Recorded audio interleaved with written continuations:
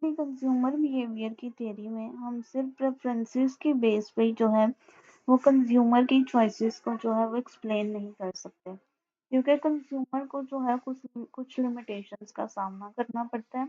और उस लिमिटेशन में से एक लिमिटेशन होती है उसकी इनकम। ठीक है, तो आज हम उस लिमिटेशन को जो है वो अच्छे तरीके से जो है वो स्टडी करेंगे। उस और जो कंज्यूमर को जिस लिमिटेशन का सामना करना पड़ता है, उस लिमिटेशन के कॉन्सेप्ट को जी बजट कंस्ट्रेन कहा जाता है।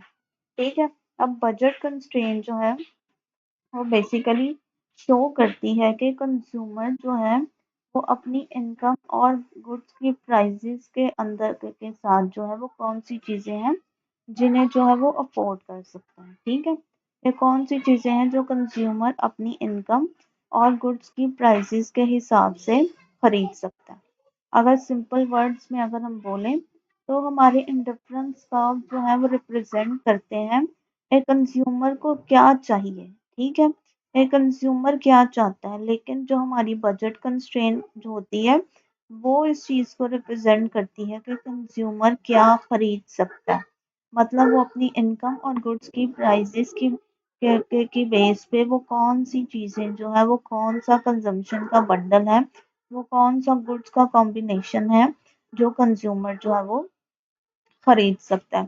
तो हम जो इस बजट कंस्ट्रेन और बजट लाइन के कॉन्सेप्ट को जो है वो एक सिनेरियो से जो है वो अंडरस्टैंड करने की कोशिश करेंगे कि सपोज करें एक कंज्यूमर है जिसका नाम एरिक है। ठीक है, और वो दो चीजें जो है जी वो खरीदता है। ठीक है, वो दो चीजें खरीदता है, एक है जी गुड एक्स जिसको हम क्लोथिंग कह रहे हैं, और दूसरी है जी गुड वाई जिसको गुड एक्स जी फूड कह रहे हैं और गुड वाई जी क्लोथिंग है।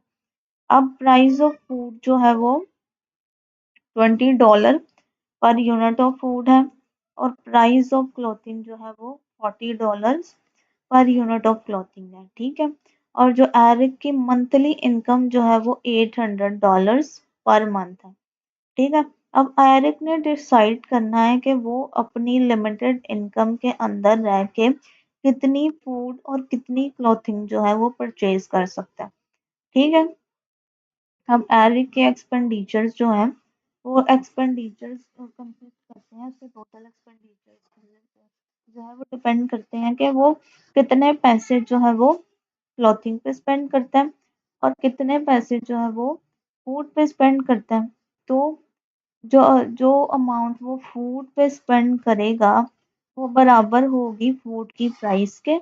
पी एक्स फूड की प्राइस है और एक्स मतलब फूड की क्वांटिटी के। ठीक है, और सिमिलरली जो है वो कितने पैसे जो है वो कितने पैसे वो क्लोथिंग पे खर्च करेगा वो बराबर होगी क्लोथिंग की प्राइस के और क्लोथिंग की क्वांटिटी पे।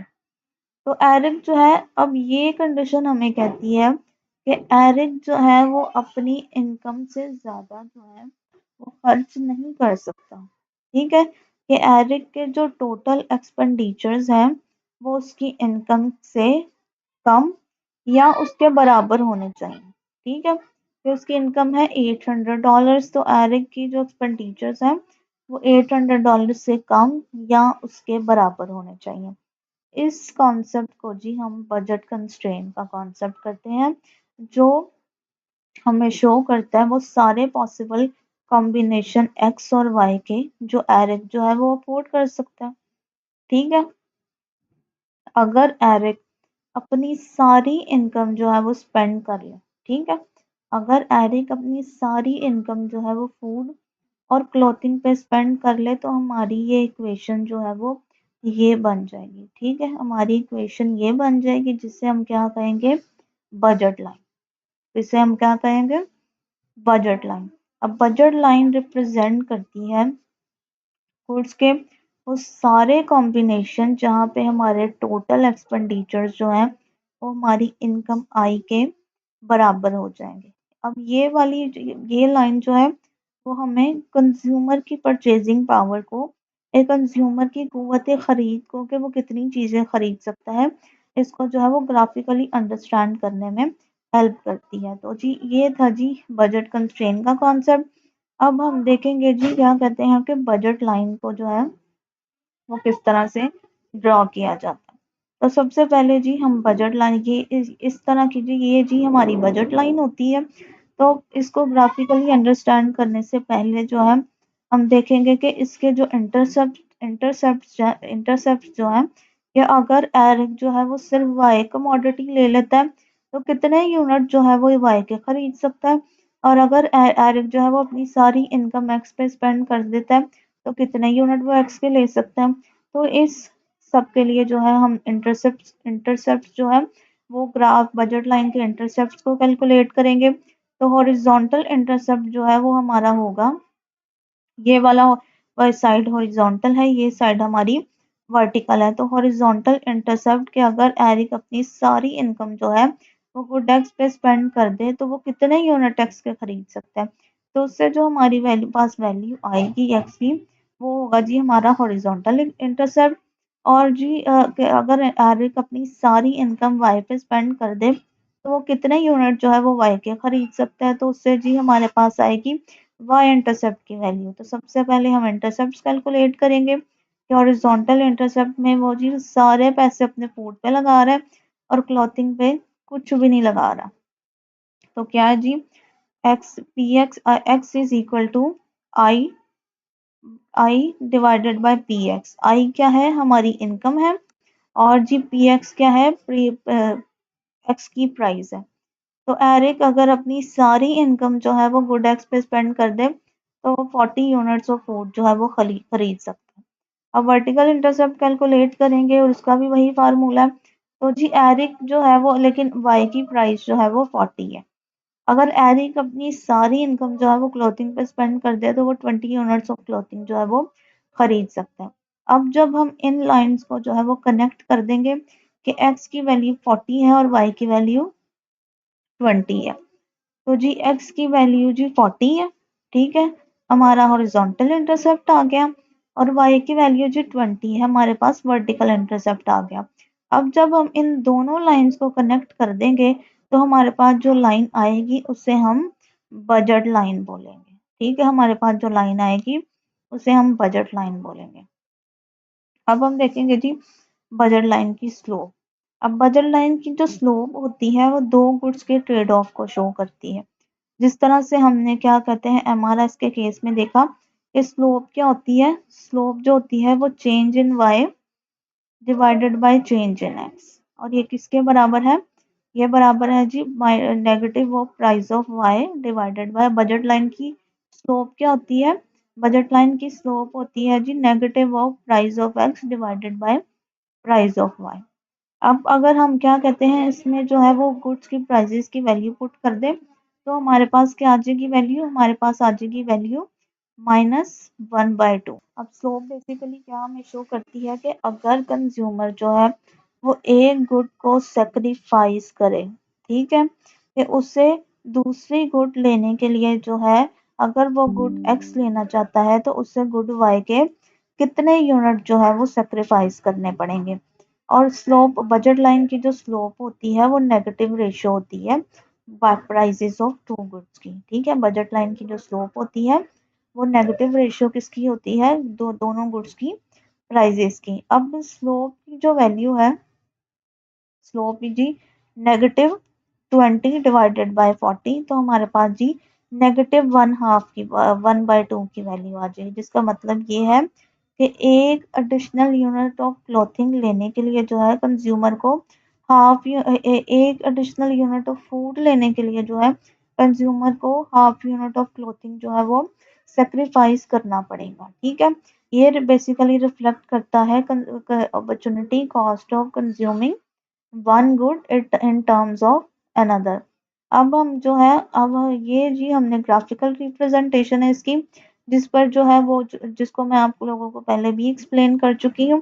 तो बेसिकली जब हम इसको ग्राफिकली एक्सप्लेन करते हैं, ग्राफिकली देख रहे हैं हम, तो बजट लाइन के ऊपर जो भी कॉम्बिनेशंस है ना वो सारे वो वाले कॉम्बिनेशंस हैं कि अगर एरिक अपनी सारी इनकम स्पेंड कर दे तो वो बजट लाइन पर रहकर कोई भी कॉम्बिनेशन जो है वो परचेज कर सकते हैं।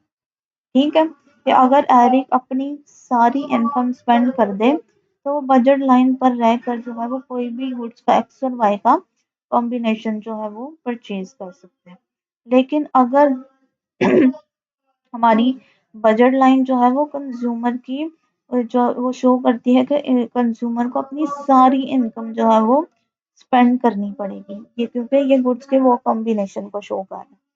अब बजट लाइन के अंदर जो पॉइंट्स हैं वो शो कर रहे हैं कि गुड्स अफोर्डेबल तो हैं, कि अगर बजट लाइन के अंदर यहाँ यहाँ यहाँ अगर कोई पॉइंट है तो वो शो करता है कि गुड्स बजट लाइन के जो है कि वो पॉइंट्स अफोर्डेबल तो हैं, लेकिन कंज्यूमर ने जो है अपनी सारी इनकम स्पेंड नहीं की।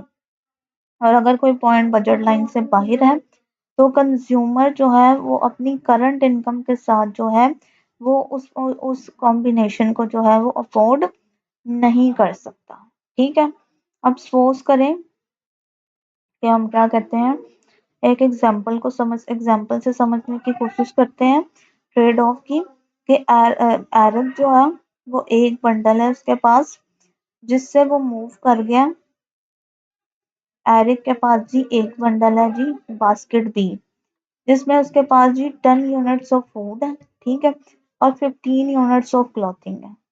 और दूसरा बंडल है जी उसके पास सी, जिसमें 20 यूनिट्स ऑफ क्लॉथिंग है और 10 यूनिट्स ऑफ फूड है। अब कंज्यूमर जो है वो बास्केट बी से बास्केट सी की तरफ मूव कर गया। ठीक है। अब इस केस में क्या हुआ है कि उसकी फूड की कंजम्पशन जो है वो 20 यूनिट्स इंक्रीज हो गई है, लेकिन क्लोथिंग की कंजम्पशन जो है वो 5 यूनिट डिक्रीज हो गई है। फिर जो एक्स में जो है वो पॉजिटिव चेंज आ रहा है, लेकिन वाई में जो है वो नेगेटिव चेंज आ रहा है। तो जब हम उसकी स्लोप को कैलकुलेट करेंगे तो हमारे पास जो है वो नेगेटिव हम चेंज इन पाई क्या है -5, और चेंज इन एक्स क्या है 10। तो हमारे पास स्लोप की वैल्यू क्या आ जाएगी 1/2। तो अगर हम बजट लाइन की अब ये वाला चेंज है जी हमारी इंडिफरेंस कर्व की स्लोप का चेंज। लेकिन अगर हम बजट लाइन के क्या कहते हैं स्लोप को देखें तो बजट लाइन की स्लोप है जी माइनस जो है बजट लाइन की स्लोप किसके बराबर है, बजट लाइन की हमारी स्लोप बराबर है जी P X minus P x divided by P Y, मतलब negative of price of X divided by negative of price of Y. अब x की प्राइस क्या है 20 और y की प्राइस क्या है 40। तो हमारे पास क्या आ जाएगी, हमारे पास स्लोप क्या आ जाएगी -1/2। तो ये बेसिकली एग्जैक्टली मैच कर रही है, हमारी जो स्लोप है वो एग्जैक्टली मैच कर रही है गुड्स की प्राइसेस की रेशो से, जो इस चीज को कंफर्म कर रहा है कि हमारी जो बजट लाइन की स्लोप जो है वो अपॉर्चुनिटी कॉस्ट को जो है वो कंफर्म कर रही है, कि क्या करते हैं कि अगर वो एक गुड को जो है वो एडिशनल यूनिट ऑफ एक्स लेने के लिए जो है कंज्यूमर को जो है वो जो है वो हाफ यूनिट ऑफ क्लॉथिंग जो है वो गिव अप करना पड़ेगा। और अब हम देखेंगे जी इनकम में और प्राइसेस में जो चेंजेस हैं वो किस तरह से हमारी बजट लाइन को जो है वो अफेक्ट करते हैं। तो जी क्या कहते हैं, जी हमारी बजट लाइन जो है वो दो चीज़ों पे डिपेंड करती है, एक है हमारी इनकम और दूसरी है जी प्राइसेस ऑफ गुड्स। ठीक है। तो इससे जी हमारी ये वाली इक्वेशन बन जाती है। ठीक है, ये जी हमारी बजट लाइन की इक्वेशन है। सबसे पहले हम देखेंगे कि इनकम के चेंज होने की वजह से हमारी बजट लाइन पे क्या इफेक्ट आता है। तो इनिशियली जो है वो कंज्यूमर की इनकम क्या है, एक कंज्यूमर $800 की उसकी इनकम है और एक्स की प्राइस जो है वो 20 है और वाई की प्राइस 40 है। अब कंज्यूमर की इनकम जो है वो 800 से बढ़ के 1000 हो गई है। ठीक है, कंज्यूमर की इनकम 800 से बढ़ के 1000 हो गई है, लेकिन प्राइसेस चेंज नहीं हुई। ठीक है। तो जब कंज्यूमर की इनकम 800 थी और प्राइस ऑफ एक्स और वाई जो थी वो ये थी, तो कंज्यूमर जो था वो 40 यूनिट्स ऑफ एक्स खरीद पा रहा था और 20 यूनिट्स ऑफ वाई खरीद पा रहा था।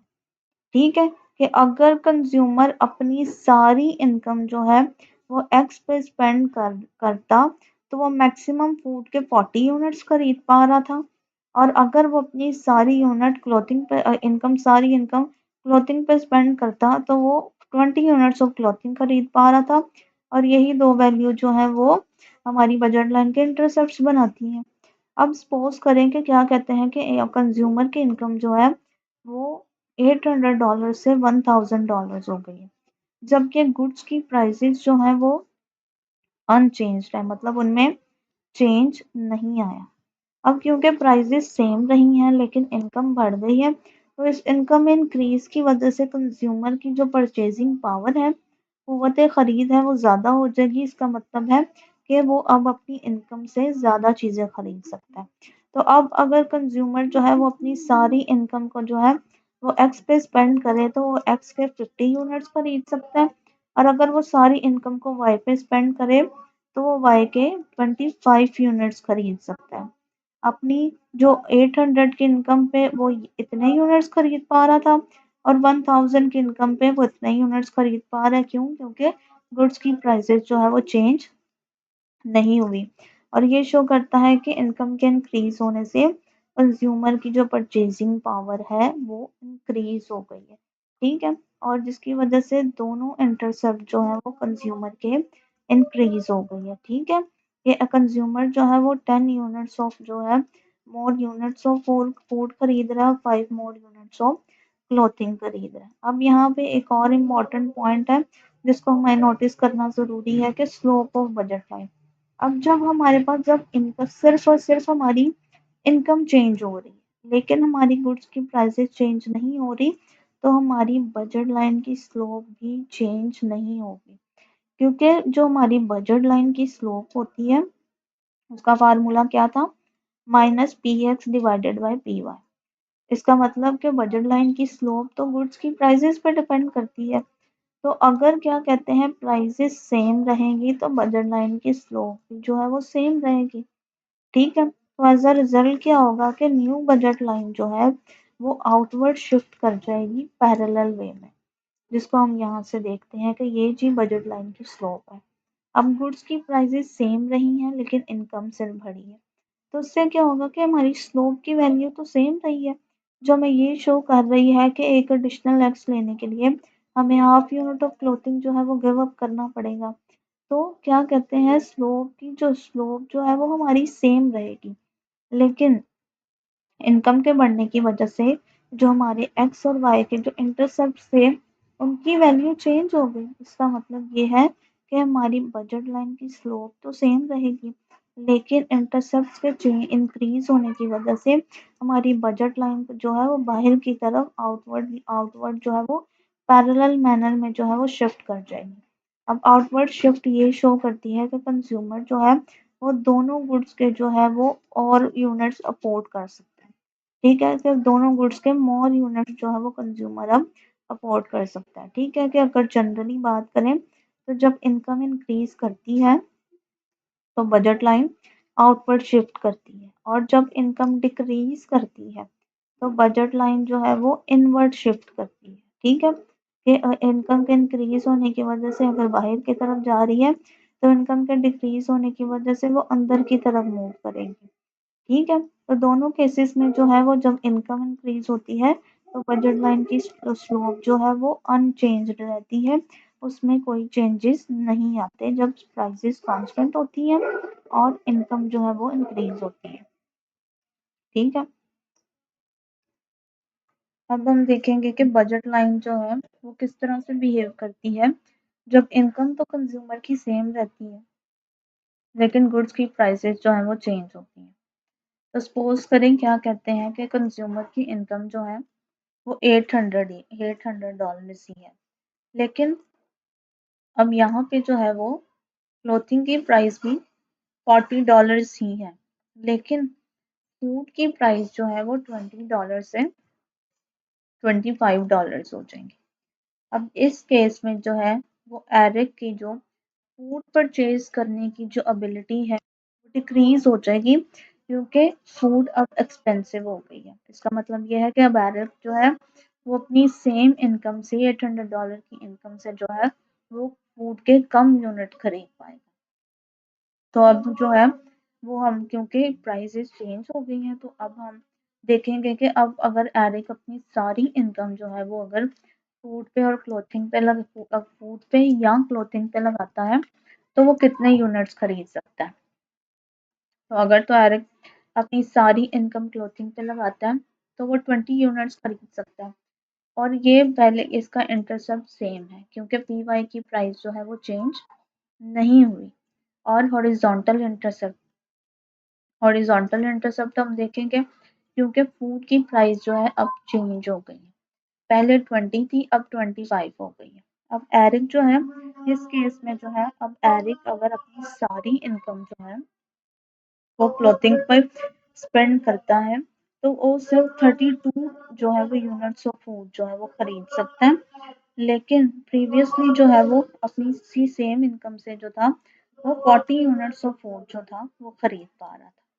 तो ये शो करता है कि एरिक जो है वो अब कम फूड खरीद पा रहा है। एरिक की जो परचेजिंग पावर फॉर फूड है वो कम हो गई है। ठीक है।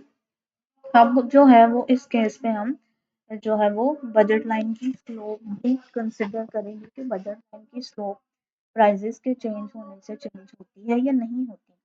तो हमारी जब प्राइसेस जो थी ये हम प्रीवियस स्लोप और न्यू स्लोप दोनों को कंसिडर करेंगे। तो हमारी ओल्ड स्लोप तो ये थी जी 1/2, लेकिन न्यू स्लोप जो है अब हमारी -5/8 हो गई है। तो इससे हमें पता चला कि जो हमारी स्लोप ऑफ बजट लाइन है वो डिपेंड करती है गुड्स की प्राइसेस पे। और जब गुड्स की प्राइसेस चेंज होती है तो हमारी स्लोप भी चेंज होती है। तो गुड एक्स की प्राइस चेंज होने की वजह से जो है वो हमारी जो बजट लाइन की स्लोप है वो स्टीप हो गई है। ठीक है। अब जो करती है higher opportunity cost of food in terms of clothing, जिसका मतलब ये है कि अब हमें फूड का एक एडिशनल यूनिट लेने के लिए जो है वो एरिक को जो है वो अब ज़्यादा क्लॉथ जो है वो गिव अप करने पड़ेंगे।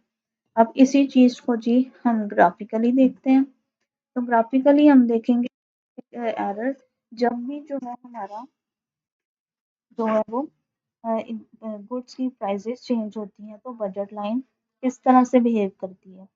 तो जब भी एक गुड की प्राइस चेंज होती है तो हमारी बजट लाइन जो है वो रोटेशन शो करती है। अब यहाँ पे जो है वो बजट लाइन जो है वो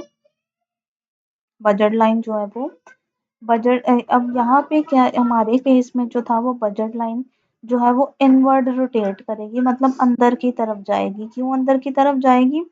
क्योंकि हॉरिजॉन्टल एक्सिस से जो है, और अगर हम सपोज करते हैं कि ये हमारी इनिशियल बजट लाइन है तो अब ये वो अंदर की तरफ चली जाएगी हॉरिजॉन्टल एक्सिस से। क्योंकि गुड एक्स की प्राइस जो है वो बढ़ी है। अब गुड एक्स एक्सपेंसिव हो गई है और कंज्यूमर जो है वो गुड एक्स के कम यूनिट जो है वो अपनी लिमिटेड इनकम के साथ खरीद सकता है। तो जब गुड एक्स की जो है वो प्राइस बढ़ेगी जब गुड एक्स की प्राइस बढ़ेगी तो कंज्यूमर की जो बजट लाइन है वो हॉरिजॉन्टल एक्सिस से इनवर्ड शिफ्ट कर जाएगी। पहले ये बजट लाइन थी, अब ये हो जाएगी, मतलब B1 से बी हो जाएगी। ठीक है। और अगर ये था जी जब हमारी गुड एक्स या वो गुड जिसकी जो हॉरिजॉन्टल एक्सिस पे है उसकी प्राइस जो है वो चेंज हुई है। तो जब भी गुड्स की प्राइस चेंज होती है तो हमारी बजट लाइन जो है वो रोटेट करती है। ठीक है। रोटेट करती है। जब भी हमारी गुड्स की प्राइसेस इंक्रीज करती है तो बजट लाइन जो है वो इनवर्ट रोटेट करती है टुवर्ड्स दैट गुड एक्सिस के। अगर जो है वो वाई एक्सिस पे वो गुड ली गई है तो वो वाई एक्सिस की तरफ से जो है वो हॉरिजॉन्टली जो है वो इनवर्ट रोटेट करेगी। और अगर एक्स एक्सिस पे लिए गई है तो वो एक्स एक्सिस पे जो है वो इनवर्ट रोटेट करेगी और गुड की क्वांटिटी परचेज जो है वो रिड्यूस होगी। लेकिन जब हमारी गुड की प्राइसेस डिक्रीज करती है तो हमारी बजट लाइन जो है वो आउटवर्ड शिफ्ट हो जाती है। ठीक है। बजट लाइन जो है वो बाहर की तरफ शिफ्ट हो जाती है जो कंज्यूमर की परचेजिंग पावर में इजाफे को शो करती है। तो चेंजेस इन इनकम और चेंजेस इन प्राइसेस जो है वो बोथ बजट लाइन की स्लोप को और बजट लाइन की शेप दोनों को अफेक्ट करते हैं।